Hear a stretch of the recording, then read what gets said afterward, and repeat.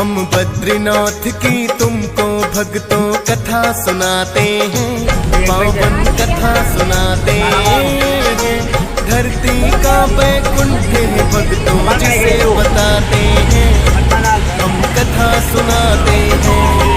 हम बद्रीनाथ की तुमको भक्तों कथा सुनाते हैं, पावन कथा सुनाते हैं। धरती का वैकुंठ है भक्तों जिसे बताते हैं, हम कथा सुनाते हैं।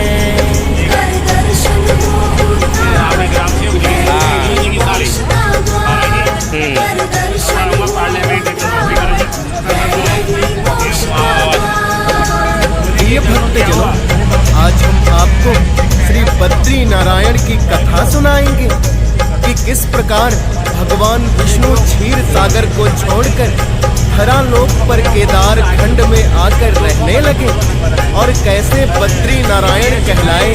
प्रिय भक्तों, स्कंद पुराण के अनुसार सतयुग में एक दुर्दम नामक दानव था, जिसने हजारों वर्ष तक सूर्य देव की तपस्या की और उसने अमरता का वरदान मांगा। किंतु सूर्य देव ने उनसे कहा कि हे दुर्दम, ये विधि का विधान है, जिसका जन्म होता है उसकी मृत्यु निश्चित है, अतः तुम कोई दूसरा वरदान मांग लो। तब दुर्दम नामक दानव ने सूर्य देव से वर मांगा, हे सूर्य देव, मुझे 1000 कवच दे दो और मेरे एक कवच को वही तोड़ सके जिसने 10,000 वर्ष तक तपस्या की हो। सूर्य देव ने उन्हें मन वांछित वर दे दिया।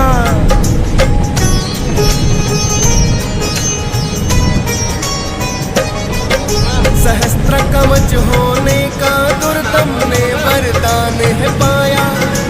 दुर्दम से फिर सहस्त्र कवच वो दानव कहलाया और वर पाया एक कवच मेरा भंग कर सके वही 10,000 वर्षों तक जिसने कठिन तपस्या की। सोच रहा था ऐसा तपस्वी हो नहीं सकता है, यदि हो गया एक कवच को तोड़ ही सकता है। मृत्यु संभव नहीं है मेरी, हो जाऊंगा अमर।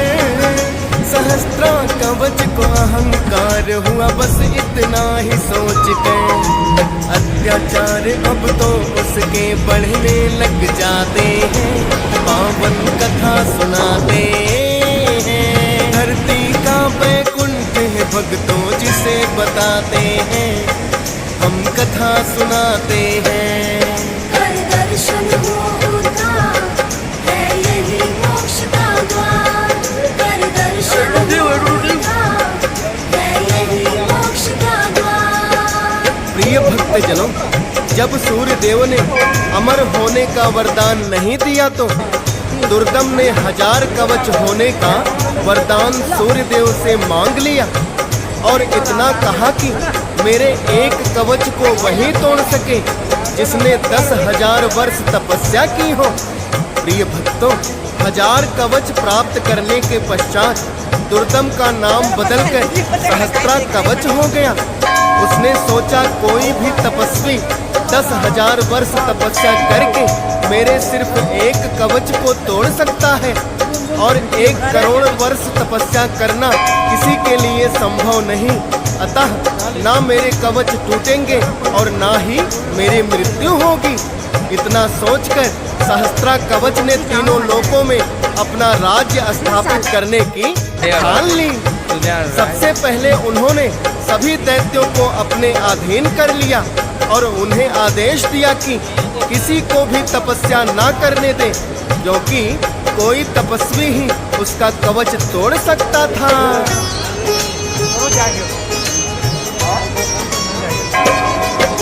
सहस्त्र कवच ने फिर धरती पर अत्याचार बढ़ाए, दैत्यों को आदेश दिया कोई तप करने ना पाए।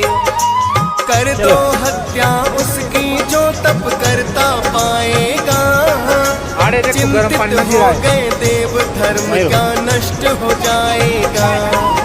सहस्त्रा कवच के डर से कोई जो ना करे तपस्या, करने लगे विचार ये तो बड़ी गंभीर समस्या। यदि तपस्वी ही नहीं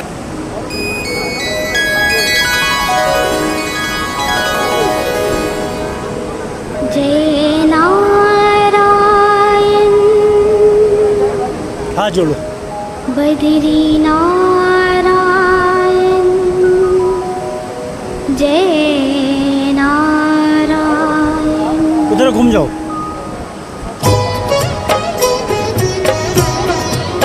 अब इधर घूमो।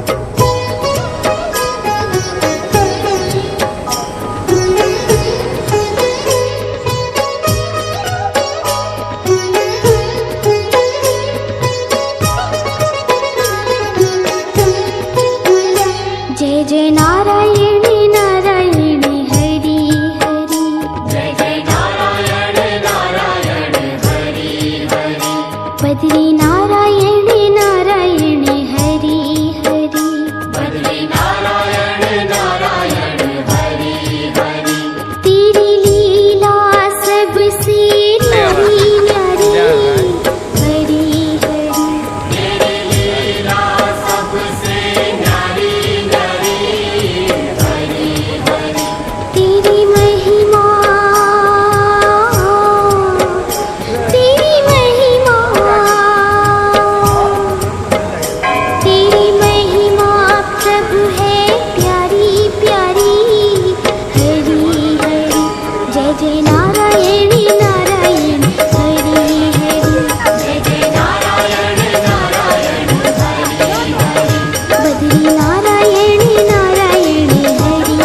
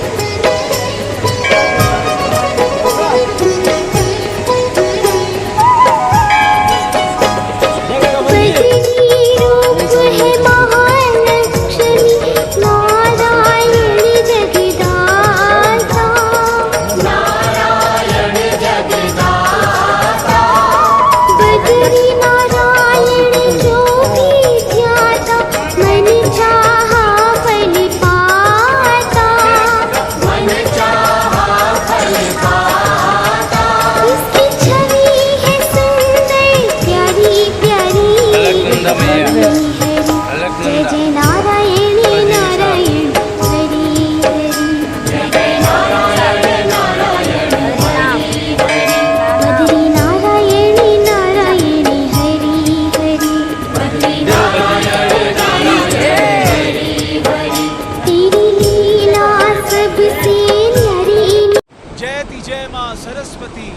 जयति वीणा वादनी कमल लासन छोड़ दे माँ, सुन ले आगे मेरी हम व्यकुल वीडियो बना गाथा, आगे। शांति की शरिता बहा दे, तू है विश्व विहासनी। ऐसा लगता है ये पंक्तियां माँ सरस्वती के इस उद्गम स्थल के लिए कही गई हैं, और ये माँ सरस्वती का उद्गम स्थल है, और ये आगे जाके केशव प्रयाग में माँ अलकनंदा से मिल जाती है, और इसीलिए यहाँ पर ये एक भव्य माँ सरस्वती का मंदिर बनाया गया है। लेकिन मैं आपको बताना चाहूँगा कि जब युधिष्ठिर अपने भाइयों के साथ स्वर्गारोहण के लिए निकले थे, तो यहाँ पर द्रौपदी को ये नदी पार करनी थी। उन्हें पार कराने के लिए ये भीम ने शिला रखी है। मेरे सहयोगी शैलेंद्र ठकरानी बताएंगे कि आखिर इसके पीछे पूरी जो लोकापवाद है वो क्या है। शैलेंद्र, क्या ये इतनी बड़ी विशाल शिला है? तो ये जो आप शिला देख रहे हैं, हाँ। जो जिस शिला के ऊपर ये लोग खड़े हैं, इसको बोलते हैं हम भीम पुल। हाँ। तो हुआ ये था द्वापर युद्ध में, जब पांडवों ने महाभारत में युद्ध किया था और उनका श्राप था, तो श्राप के बाद केदारनाथ की तरफ, उसके बाद तो बद्रीनाथ होते हुए स्वर्ग क्रिया होती है। तो स्वर्ग को जाने के लिए उनके पास जो सबसे बड़ी विडंबना थी वो ये था कि सरस्वती नदी को पार करना। इसमें दो कहानियां हैं। पहला ये कि ये बोला जाता है कि उनके साथ द्रौपदी जी थी, वो नदी को पार नहीं कर पाई, लेकिन उसमें दोनों का ये भी मत है, जब वो दिव्य जन्मा थी, अगर उनसे पैदा हुई तो वो नदी को पार नहीं कर सकती।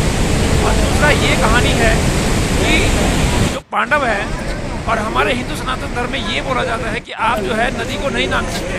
नदी एक स्त्री का रूप होता है, और स्त्री को लांघना जो है उचित नहीं है। तो इसलिए उन्होंने, भीम जी ने यहाँ पे एक बहुत बड़ी शिला जो आप देख रहे हैं इसको रखा था, जिसको हम भीम शिला भी बोलते हैं, और इसी का नाम भीम पुल भी पड़ा। आप देखिए ये जो शिलाखंड है, इतना बड़ा शिलाखंड जब उस दौर में वो गए होंगे, द्वापर की मैं बात कर रहा हूँ, यहाँ पर रखा गया। वसुधारा से लगभग 3 किलोमीटर दूर लक्ष्मी वन है। एक ओर जहां बद्री धाम में दूर दूर तक वृक्षों के दर्शन नहीं होते, जबकि दूसरी ओर इस स्थान में अनगिनत विशाल भोजपत्रों के वृक्ष दृष्टिगोचर होते हैं। प्राचीन काल में ग्रंथों को इन्हीं भोजपत्रों पर लिखा जाता था। कहते हैं जब 5 पांडव स्वर्ग को चले थे, तब नकुल लक्ष्मी वन तक ही आ पाए थे। यहीं उन्होंने अपना शरीर त्यागा था। जब भक्तों लक्ष्मी वन आया, आगे नकुल ना चल पाया। जब भक्तों लक्ष्मी वन आया, आगे नकुल ना चल पाया। कर ली मृत्यु स्वीकार, सब त्याग दिया संसार। चला पांडव का परिवार, सब त्याग के सुख संसार। अगली सुबह सूर्य की किरणों से नहाई प्रकृति के सौंदर्य को निहार कर पुनः श्रीमन नारायण नारायण हरि भजते हुए स्वर्ग रोहिणी की यात्रा प्रारंभ की जाती है। श्रीमन नारायण नारायण हरि हरि, श्रीमन नारायण नारायण हरि हरि।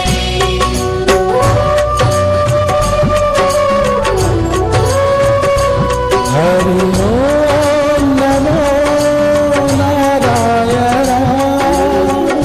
ओम नमो यहां से एक मार्ग अलकापुरी को जाता है। अलकापुरी में मां अलकनंदा का उद्गम स्थान है। वास्तव में स्वर्गारोहिणी के पास स्थित विष्णु कुंड से निकलकर मां अलकनंदा अलकापुरी में दिखाई पड़ती है। अतः इसे विष्णुपदी गंगा भी कहते हैं। थोड़ा आगे जाने पर सामने हजारों झरनों से सजे इस दीवारनुमा पर्वत को देख मन मंत्रमुग्ध हो जाता है। ये है सहस्त्रधारा। ये वो पावन धाम है जहां 5 पांडवों में से एक सहदेव जी ने अपना देह त्यागा था। चला पांडव का परिवार, सब त्याग के सुख संसार।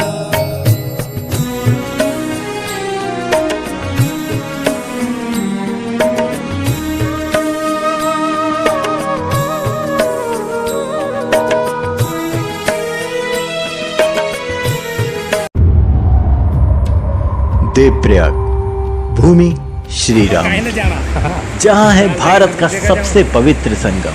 हिमालय से निकलने वाली अमृत की 2 जलधारा, जिसके मिलन से जन्म होता है माँ गंगा का। देवप्रयाग को देवतुल्य भूमि ऐसे ही नहीं कहा जाता है, क्योंकि ये भूमि है तपस्या की, ये भूमि है तर्पण की, ये भूमि है त्रिवेणी की, ये भूमि है पुरखों को ताड़ने वाली मुक्ति की, ये भूमि है मोक्ष की, भूमि है श्रवण कुमार के बलिदान की, ये भूमि है सबसे बड़े संगम की, ये भूमि है श्री रघुनाथ की। तो आइए इस वीडियो में दर्शन करते हैं इस पवित्र संगम भूमि के। तो प्रेम से बोलें जय श्री राम। हाँ मैं ही हो तो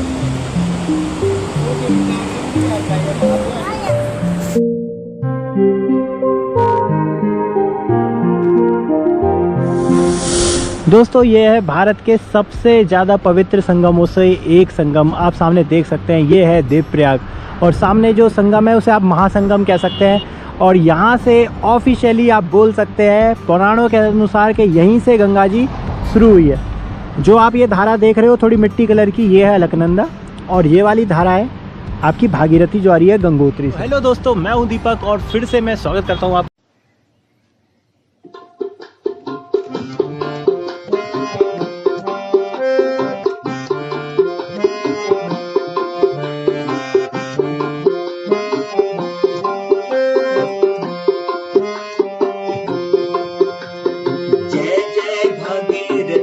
गंगा, जय जय अलकनंदा, जय जय भागीरथी गंगा, जय जय अलकनंदा।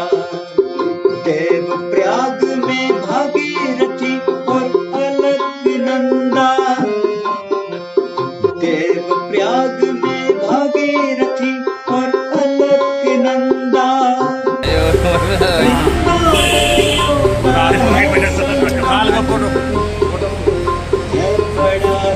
वो तो बढ़िया हो, बहुत बढ़िया हो जी। हाँ आप दर्शन के लिए हो जो दर्शन के लिए देवप्रयाग में भागीरथी और अलकनंदा, देवप्रयाग में भागीरथी और अलकनंदा। ये मिलिए, ये सारी नदियाँ जो आप घूम रहे हैं ना, आप जितने भी घूम रहे हैं ना भाई साहब, ये सब यहाँ मिल गया, इसमें सारी इनमें संगम हो गया।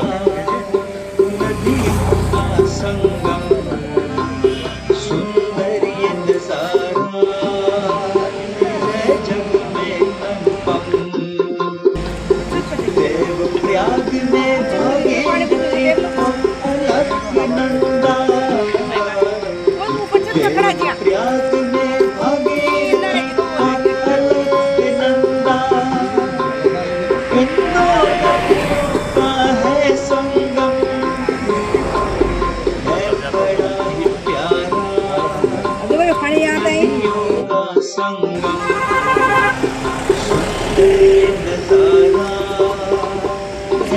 देवप्रयाग देवप्रयाग में भागीरथी और अलकनंदा,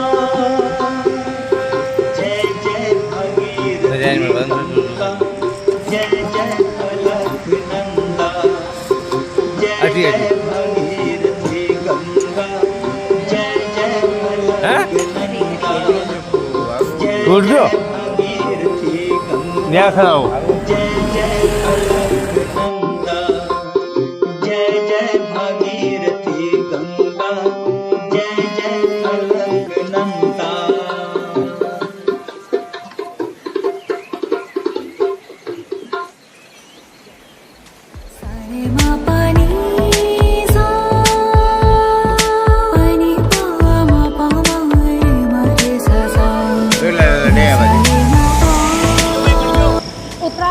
के पंच प्रयागों में देवप्रयाग आखिरी प्रयाग और संभल का सबसे महत्वपूर्ण प्रयाग कहा जा सकता है। यह वह पावन जगह है जहाँ पर माँ गंगा अपने संपूर्ण स्वरूप को प्राप्त अलग ग्लेशियर से निकलकर कई पवित्र नदियाँ जैसे अलकनंदा, धौली गंगा, विष्णु गंगा, मंदाकिनी, भागीरथी आदि नदियाँ अपने अलग अलग अतीत और स्वरूप से निकलकर एक नाम और रूप में समा जाती है और वो है गंगा। अलकनंदा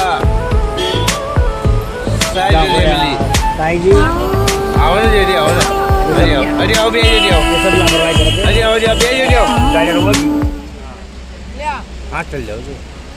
अपनी पंच प्रयाग यात्रा के अंतिम भाग में आज मैं आ गई थी देवप्रयाग। देवप्रयाग उत्तराखंड के टिहरी गढ़वाल डिस्ट्रिक्ट का एक खूबसूरत प्लेस है और यही बद्रीनाथ केदारनाथ हाईवे से कुछ सीढ़ियाँ नीचे उतरकर आता है देवप्रयाग संगम।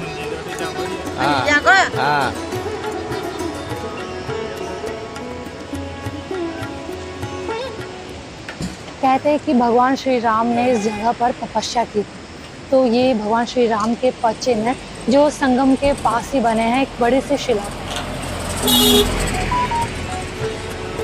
कहते हैं कि भगवान राम ने रावण वध के पाप से मुक्त होने के लिए ऋषि मुनियों के आदेश के बाद देवप्रयाग संगम पर कई सालों तक तप किया था। देवप्रयाग दो नदियों के संगम पर बसा है। पहली नदी है भागीरथी नदी, जो कि आप मेरे पीछे देख सकते हैं, जो गौमुख से निकलकर गंगोत्री धाम होते हुए देवप्रयाग में आती है। और दूसरी नदी है अलकनंदा नदी, जो कि बद्रीनाथ धाम से आती है। भागीरथी नदी की बात करें तो यह गंगोत्री धाम से 18 किलोमीटर पहले गौमुख से निकलती है। गौमुख से निकलकर भागीरथी नदी आती है गंगोत्री और गंगोत्री धाम से होते हुए पहुंचती है सूर्यकुंड।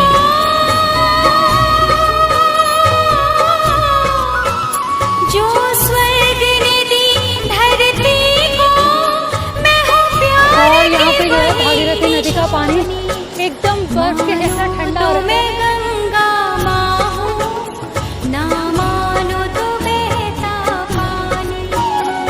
पानी बहुत ठंडा है, बहुत ठंडा। ज़्यादा देर तक खड़े नहीं सकते आप।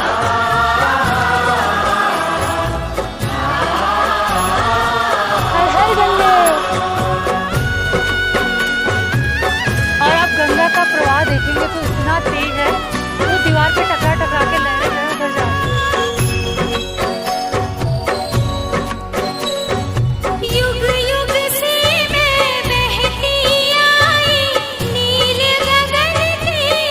मान्यताओं के अनुसार जब भागीरथ ने माँ गंगा को पृथ्वी पर उतरने के लिए राजी किया, तब 33 करोड़ देवी देवता भी माँ गंगा के साथ स्वर्ग से यहाँ उतरे और उन्होंने अपना निवास देवप्रयाग बनाया, जो माँ गंगा की जन्मभूमि है। कहते हैं कि ब्रह्मदेव ने वहाँ 10,000 सालों तक भगवान विष्णु की आराधना की और सुदर्शन चक्र प्राप्त किया। इसीलिए देवप्रयाग को सुदर्शन क्षेत्र या ब्रह्म तीर्थ कहा गया। चीनी यात्री ह्वेनसांग ने भी अपने लेखों में देवप्रयाग को ब्रह्मपुरी कहा है। 7वीं शताब्दी में देवप्रयाग को ब्रह्मतीर्थ और श्रीखंड नगर नाम से भी जाना जाता था।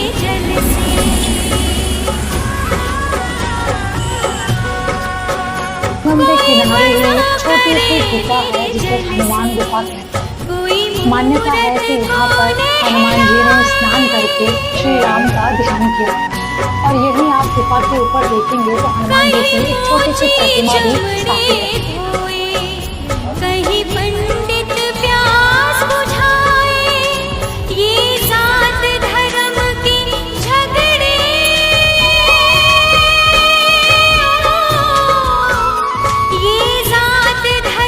कथाओं के अनुसार इस जगह पर ऋषि मुनि देव शर्मा ने भगवान विष्णु की कठोर तपस्या की और उनकी तपस्या से खुश होकर भगवान विष्णु प्रकट हुए और उन्होंने कहा कि आज से इस जगह का नाम तुम्हारे नाम से लिया गया और तभी से ये जगह देवप्रयाग।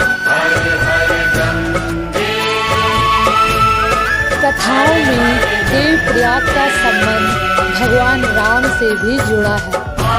जब भगवान राम लंका पर विजय कर वापस लौटे तो भगवान राम को ब्राह्मण हत्या यानी रावण वध के पाप से मुक्त होने के लिए उन्हें ऋषि मुनियों ने भागीरथी व अलकनंदा नदी के संगम पर तपस्या करने को कहा और तब भगवान राम ने यही संगम के समीप एक शिला पर बैठकर कई सालों तक तप किया। संगम के किनारे भगवान श्री राम के पद चिन्ह भी बने हैं। मान्यता है कि भगवान श्री राम ने अपने माता पिता का तर्पण इसी स्थान पर किया था और इसीलिए देवप्रयाग में लोग अपने पूर्वजों का धार्मिक संस्कार करना मंगलकारी मानते हैं।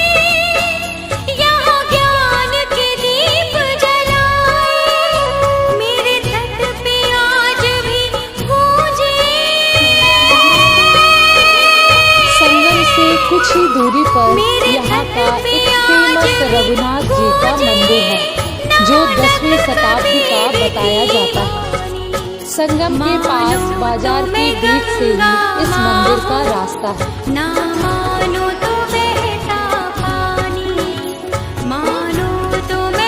मैं आई हूँ देवप्रयाग के एक प्रमुख मंदिर में जिसे रघुनाथ जी का मंदिर कहते हैं। ये मंदिर 108 दिव्य देशम में से एक है। 108 दिव्य देशम यानी भगवान विष्णु को समर्पित 108 पवित्र मंदिर, जिनमें से 105 भारत में है, एक नेपाल में और 2 पृथ्वी से बाहर किसी जगह बताए जाते हैं। रघुनाथ मंदिर का निर्माण मूल रूप से 8वीं शताब्दी के दौरान आदि शंकराचार्य जी द्वारा किया गया था और बाद में गढ़वाल साम्राज्य द्वारा इस मंदिर का विस्तार किया गया। यह मंदिर भगवान विष्णु के अवतार भगवान राम को समर्पित है। ये शिला जो यहाँ पर है ये भगवान राम के तपस्या मानी जाती है। कहते हैं कि यहीं पर उन्होंने तपस्या की थी। इस मुख्य मंदिर के पास ही कई छोटे मंदिर जैसे हनुमान मंदिर, अन्नपूर्णा देवी मंदिर, गुरु शंकराचार्य जी का मंदिर आदि हैं। स्थानीय लोगों के अनुसार इस मंदिर का निर्माण सबसे पहले कुल्लू के राजा जगत सिंह ने करवाया था। मंदिर की वर्तमान संरचना 1835 में बनी बताई जाती है, जिसे जम्मू और कश्मीर के महाराजा गुलाब सिंह जी ने करवाया और बाद में उनके पुत्र महाराजा रणजीत सिंह ने 1860 में मंदिर का निर्माण कार्य पूरा किया।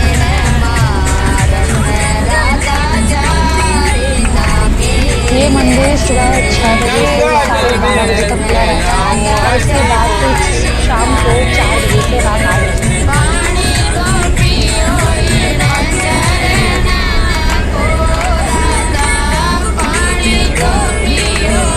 देवप्रयाग एक छोटा सा शहर है, इसे आप पैदल घूमकर भी कवर कर सकते हैं।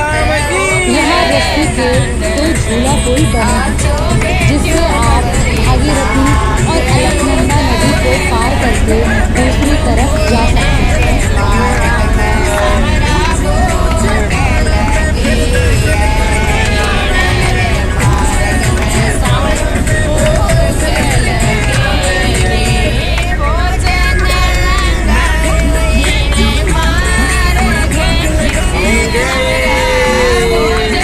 पुल पार करके आप यहाँ की संकरी गलियों से होते हुए देवप्रयाग का मार्केट घूम सकते हैं।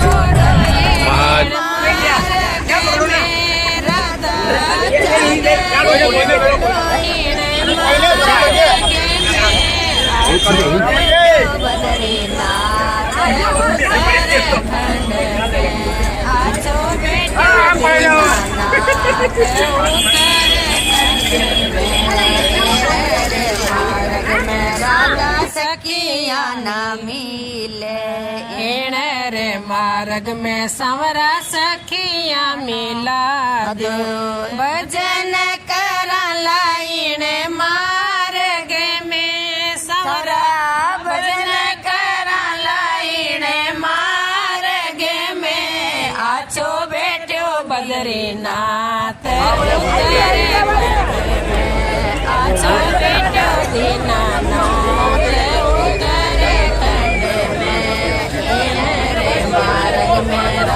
सखिया न मिले रे मार्ग में राधा सखिया न मिले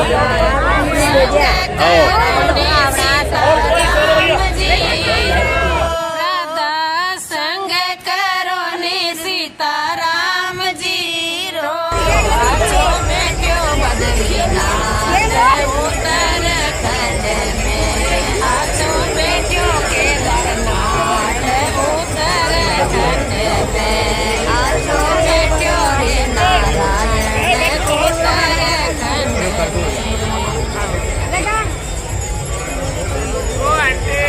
अरे बैठो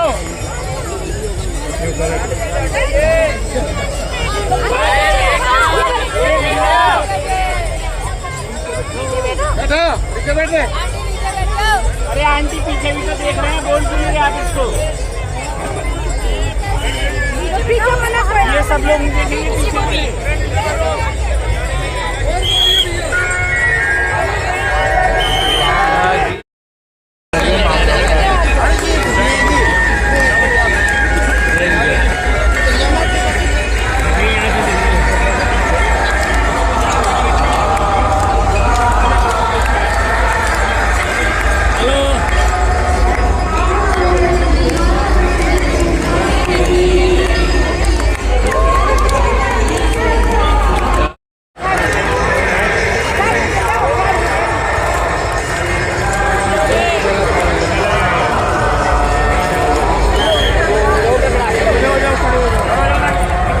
बस जाओ जी।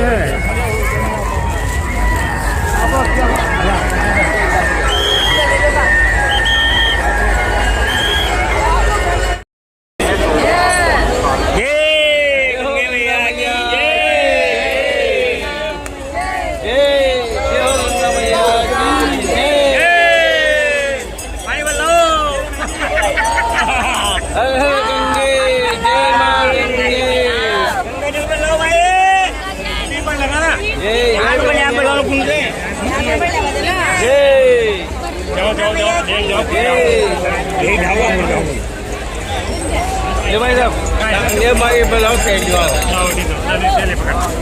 लाओ जो दे लाओ का भी आओ जी सुमन जी जाओ पानी भरवाओ ना ओ सुमन अंकल पानी भरवाओ तो मेरे बैग में लेके जाओ पानी भरवाओ अंदर जा।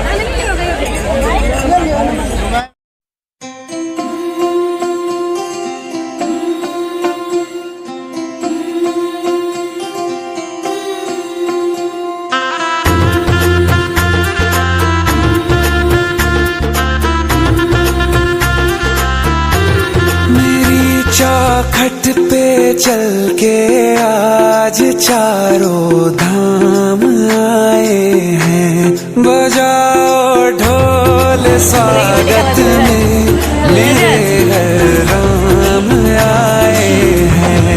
कथा शबरी की जैसे जुड़ गई मेरी कहानी से, न रोको आज धोने दो चरण आँखों के पानी से। बहुत खुश हैं मेरे आंसू के प्रभु के काम आए हैं।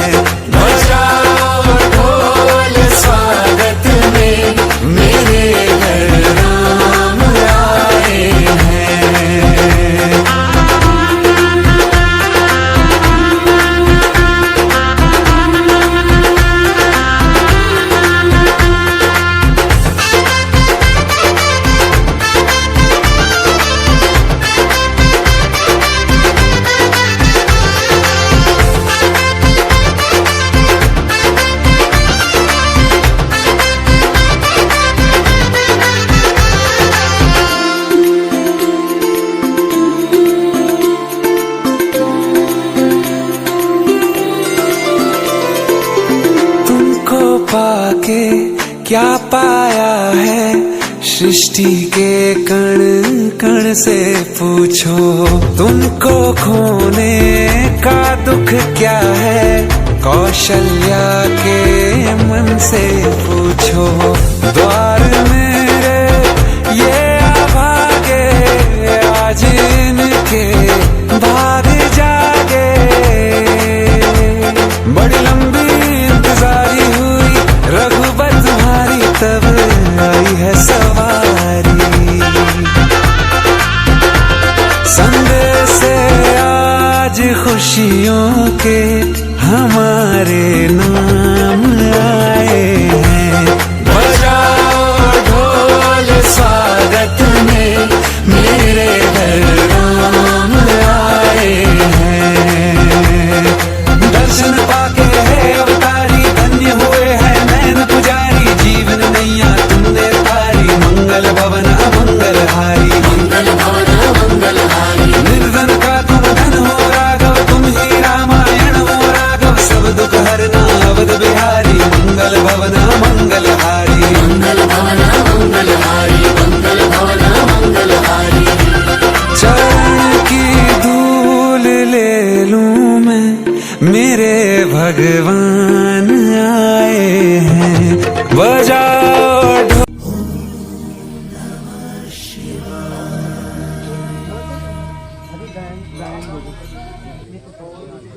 श्री शिव अभिषेक मंत्राः। ओम पायः पृथिव्यां पाय ओखधिको पायो, दिव्यन्तरिक्षे पायोधाः। पायस्वतीः प्रदिशः शान्तो मह्यां मा, कामधेनु समुद्भूतं सर्वेषां जीवनं परं।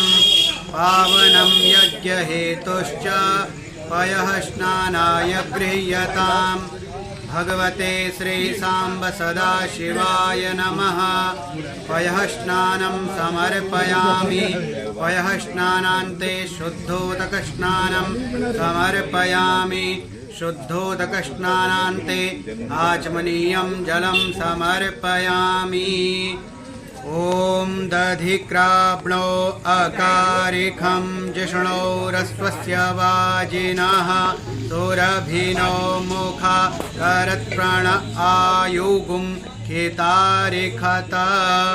पयसस्तु समुद्भूतं मधुराम्लं शशिप्रभं। दध्यानीतं मया देव स्नानार्थं प्रतिगृह्यताम्। भगवते श्री सांब सदाशिवाय नमः। दधिस्नानं समर्पयामि, दधिस्नानान्ते शुद्धोदकस्नानं समर्पयामि। शुद्धोदकस्नानान्ते आचमनीयं जलं समर्पयामि। ओम घृतं मेमिक्षे घृतमस्य जो निर्घृते। श्रेतो घृतं वस्य धाम, अनुक्वधामा वह। मादयस्व स्वाहा घृतं वृखभवक्षि हव्यां मा। नवनीतसमुत्पन्नं सर्वसन्तोषकारकं घृतं तुभ्यं प्रदास्यामि।